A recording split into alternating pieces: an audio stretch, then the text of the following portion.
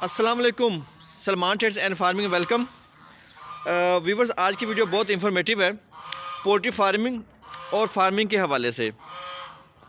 Specially वो लोग जो घर बैठ के पार्ट टाइम बस थोड़े से टाइम लगा के कोई कारोबार करना चाहते हैं या रोज़गार कमाना चाहते हैं, उनके लिए ये वीडियो पूरी देखेंगे तो बड़ा बेनिफिट होगा और इजीली वो घर बैठकर थोड़े से टाइम में अच्छा इनकम और आमदनी हासिल कर लेंगे।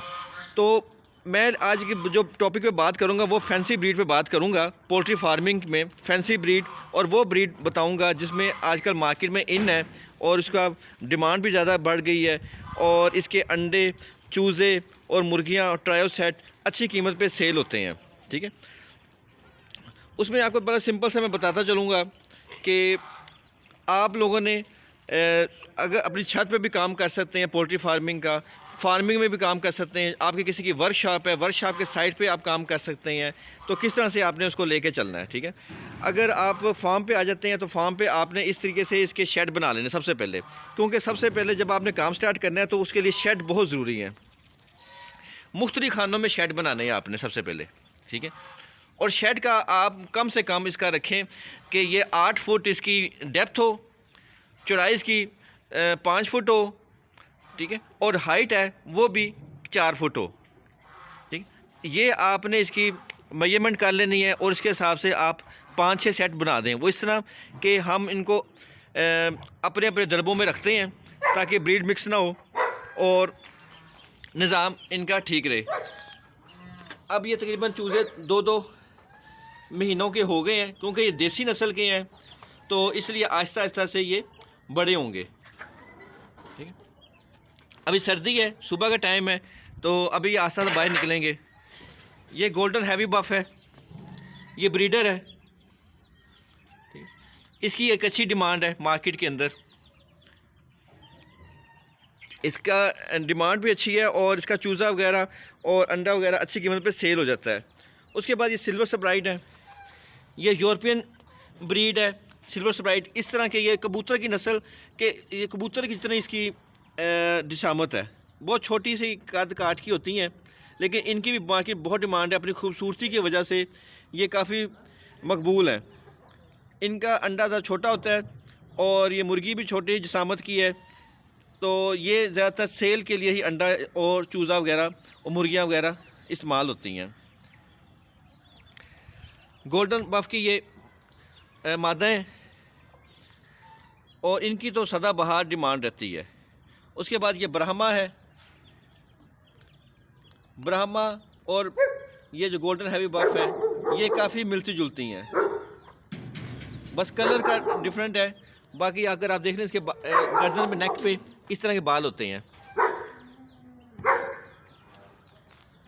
उसके बाद ये असील मुर्गा है, असील की हमेशा डिमांड रहती है। ये मियाँ वाली का असील है, फाइटर जिसे कह लें आप, और ये अभी कद काठ और निकालेगा। ये इसकी मादा है, तो ये आप पेयर रखें, ठीक है। जैसे असील रख लिया उसके साथ पेयर रखें, ठीक है। ब्रीडर बहुत ज़रूरी है फार्म के अंदर। ये भी एक ब्रीडर है, ये असील प्लस देसी का मिक्स है और ये बहुत अच्छा ब्रीडर है। इसके हमारे बहुत अच्छी नस्ल दी है फार्म पे, तो कोशिश करें अपनी फार्म पे ब्रीड अच्छी रखें, नस्ल अच्छी रखें, ब्रीडर अच्छा रखें, तो आपका फार्म ग्रो करेगा।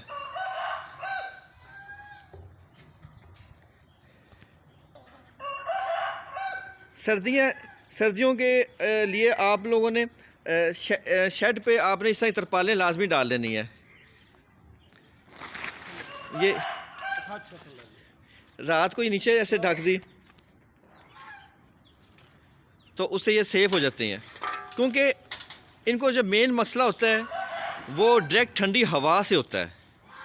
अब इस तरह से तरपाल कर दी है तो डायरेक्ट ठंडी हवा नहीं जाएगी अंदर। जब ठंडी हवा नहीं, इनको डायरेक्ट नहीं लगेगी तो ये सेफ़ रहेंगे। और इनको ज़्यादा मसला नहीं, पानी आपने गर्म इनको देना है, ठंडा पानी नहीं देना। पानी आपने ज़रूरत के टाइम पे 3-4 टाइम बस पानी दें इनको और ताज़ा भर के दें, बाकी आप गिरा दें ताकि पड़ा रहेगा तो ठंडा रहेगा। ठंडा पानी पी लेंगे तो नज़ला ज़ुकाम फ़ौरन आता है। मुर्गियों में 2 मसाइल बहुत तेज़ी से आती हैं, एक नज़ला ज़ुकाम का वो ठंडा पानी पीने से आता है। और दूसरा पेट के मसाइल आते हैं। पेट के जो मसाइल आते हैं वो बासी ग़िज़ा, बासी फ़ीड की वजह से आते हैं। और अगर आप मसाला उसको ना दें, जैसे अदरक, लहसुन, हल्दी और आटा, ये अगर आप उसको ना दें हफ्ते में एक दफ़ा, तो पेट के मसाइल आ जाते हैं। वैक्सीन, जब आप पोल्ट्री फार्मिंग कर रहे हैं तो इसमें प्रॉफिट काफ़ी है, क्योंकि जब मुर्गियां अंडे देती हैं तो फिर मुर्गी उसने कुड़क भी होना है, तो वो कुछ अंडे आप खा लेते हैं, कुछ अंडे आप संभाल लेते हैं।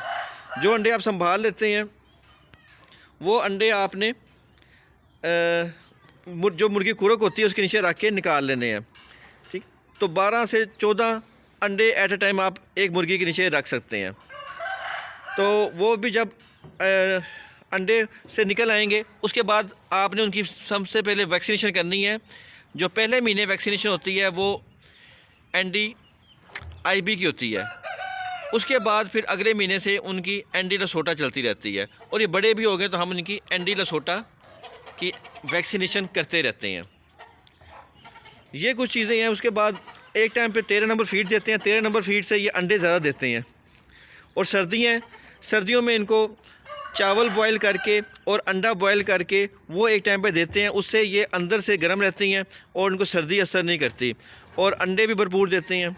और एक टाइम पे हम मिक्स दाना देते हैं। जो मिक्स दाना है उसके अंदर बाजरा, ज्वार, गंदम, मकई, बाजरा और कुछ दालें होती हैं। ठीक है, ये मिक्सिंग एक टाइम पे लाजमी दे देते हैं। तो इसके बाद ये इनको ज़्यादातर हम फार्म पे खुला छोड़ते हैं। खुला छोड़ने से ये बीमारी की तरफ कम जाती हैं और सेहतमंद रहती हैं। और जो इनका कंफर्ट जोन होता है, जहाँ पर ये मुनासिब समझते हैं, वहाँ पर रहती हैं। और मट्टी वगैरह और या रेत वगैरह थोड़ी सी खुरच के उसमें आराम करती हैं। और ये जिसे कहते हैं कि मट्टी से नहाती भी हैं, तो ये सेहत में रहती हैं। ये चूज़े छोटे छोटे ये मुर्गियाँ वगैरह फिरती रहती हैं सारा दिन फार्म पे और खाती पीती रहती हैं, क्योंकि इनका अनाज होता है गायों का, बकरों का जो हम डालते हैं, तो वो कुछ अंडा मारती हैं तो नीचे गिरता है, तो ये वो भी चुग लेती हैं, अनाज भी ज़ाया नहीं होता, और ये सारा दिन खाती पीती रहती हैं। और फिर जो फार्म पे कीड़े मकोड़े होते हैं, चीचड़ वगैरह जो होते हैं, जो जानवरों के साथ लगे होते हैं चीचड़ वगैरह, वो भी खा जाते हैं। उनसे इनको प्रोटीन भी मिलती है, जानवर भी साफ़ सुथरे रह जाते हैं और इनकी सेहत भी बरकरार रहती है। जानवरों में भी चीचड़ों का अटैक नहीं आता, जानवर भी साफ़ सुथरे रहते हैं और महफूज रहते हैं, सेहत में रहते हैं। क्योंकि चीचड़ जो से हैं वो खून चूसते हैं और बीमारियां पैदा करते हैं जानवरों में। तो ये मुर्गियां बहुत ज़रूरी है फार्म पे। अगर आप डेयरी फार्म कर रहे हैं, गोट फार्मिंग करते हैं, तो आपको लाजमी तौर पर अपने फार्म पर मुर्गियां लाजमी रखनी है, ताकि वो आपके जो इधर जानवर रखे हैं उनके जिस्म से जो चीचड़ वगैरह हैं वो खा जाएंगी। तो उससे ये होगा कि जानवर आपका महफूज रहेगा, सेहत में रहेगा। और जब चीचड़ वगैरह खाएंगी तो मुर्गियों को प्रोटीन मिलेगी, तो बेहतरीन अंडे देंगी। रानी खेत के कतरे मिलते हैं, वो हफ्ते में एक बार इनकी खुली पानी की खुली में डाल दें, तो उससे भी बचत रहती है इनकी। ये इनकी हिफाजत है। फिर घर में जो आपका सब्ज़ी वगैरह आप बनाते हैं वो आप डाल दें, तो उससे भी इनको खुराक वगैरह मिलती है। मिक्स खुराक देनी है, जिसके अंदर कुछ सब्ज़ियां भी होती हैं, कुछ दालें भी हैं, जो बाज़ारी फीड है वो भी देनी है। और उसके अलावा खुला छोड़ेंगे तो ये खुद भी कीड़े मकोड़े खाते पीते रहते हैं। उम्मीद करते हैं आज की वीडियो आपको पसंद आई होगी। नेक्स्ट वीडियो तक के लिए अल्लाह हाफ़िज़।